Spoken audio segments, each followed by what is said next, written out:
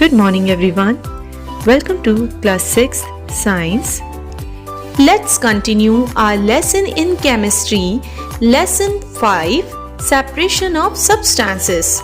And today we will learn about different methods of separation.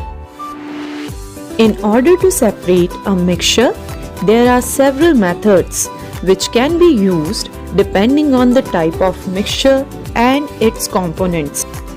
So let us study the simple methods used to separate substances that are mixed together. You may come across some of these methods in your day-to-day activities. So first, let's see how to separate solids from other solids. When a mixture has two or more solid components, then these can be separated by using one of the following methods, like handpicking, sieving, thrashing, winnowing, and magnetic separation. So first, let's start with handpicking method. This method involves removing of unwanted components like pebbles, straws, etc.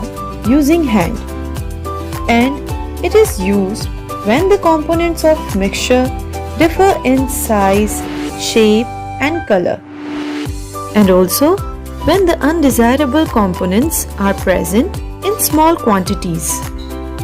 For example, undesirable substances such as small stones, broken grains and husks are separated from rice, wheat and pulses by hand picking. Next method is sieving. Sieving is a simple technique for separating particles of different sizes. A sieve used for sifting flour has very small holes.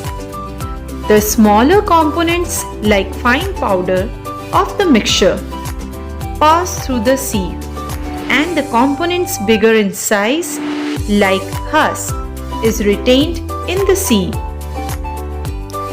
Sieves are also used at construction site to separate pebbles from sand. Now the next method, thrashing. After harvesting the crops such as wheat and rice, the grains are separated from their stalks.